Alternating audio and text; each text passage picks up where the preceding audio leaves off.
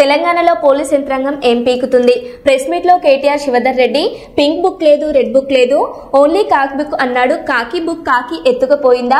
రేవంత్ రెడ్డి తుపాకీ ఇస్తే రోహిన్ రెడ్డి ఆ తుపాకీతో బెదిరించాడని స్వయంగా మంత్రి కొండ సురేఖ కూతురు చెప్పింది. కానీ పోలీసులు ఏమో తుపాకీ ఇచ్చింది కొండ మురళి, బెదిరించింది సుమంతు అని చెప్తున్నారు. బెదిరించిన మాట వాస్తవమే కదా. నిందితుడిని మంత్రి పోలీసులు ముందే తీసుకుపోతుంటే పోలీసులు ఏం చేస్తున్నారు? పోలీసులు దమ్ము, ధైర్యం, తెలివితేటలు ఎక్కడ పోయినాయని కేటీఆర్ అన్నారు. రేవంత్ రెడ్డి తుపాకీ పెట్టింది రోహిన్ రెడ్డి, బెదిరించిన మాట వాస్తవం. ఇది మంత్రి గారి కుమార్తె చెప్తున్నది. పోలీసు వాళ్ళు ఏం చెప్తున్నారు?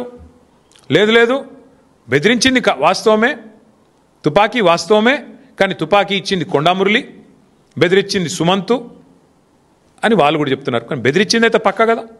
పోలీసోడు చెప్పినా, మంత్రి గారి కుమార్తె చెప్పినా బెదిరించిన మాట వాస్తవం, పారిశ్రామికవేత్త తలకి తుపాకీ పెట్టిన మాట వాస్తవం. అట్లాగే ఇవాళ అవినీతి పర్వం జరుగుతున్న మాట వాస్తవం. మరి ఇప్పటివరకు పోలీసులు ఏం చేస్తున్నట్టు? మంత్రి గారి కుమార్తె ఇంత తీవ్రమైన ఆరోపణలు చేస్తే టాస్క్ ఫోర్స్ పోలీసులు, మంత్రి గారు స్వయంగా నిందితుడిని కారులో వేసుకొని మీ కళ్ళ ముందు నుంచి పోతుంటే ఏం పీకుతుంది పోలీస్ యంత్రాంగం అని నేను అడుగుతున్నా. పెద్ద డైలాగులు కొట్టిండు కదా శివధర్ రెడ్డి రాగానే డీజీపీ, మాకు పింక్ బుక్ లేదు, రెడ్ బుక్ లేదు, కాకి బుక్. ఎక్కడ పోయింది ఇప్పుడు నీ కాకి బుక్? కాకెత్తుకపోయిందా?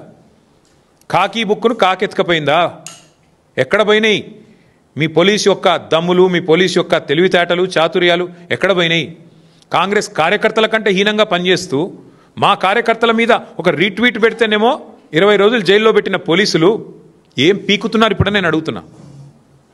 సిగ్గుందా అసలు పోలీస్ యంత్రాంగానికి రాష్ట్రంలో? అధికారులు ఈ రకంగా తొత్తులుగా పనిచేస్తారా ముఖ్యమంత్రికి? శివధర్ రెడ్డి గారు, మీకు కొంత నిజాయితీ గల అధికారాన్ని పేరుంది, ప్రూవ్ చేసుకోండి, చేతనైతే ప్రూవ్ చేసుకోండి.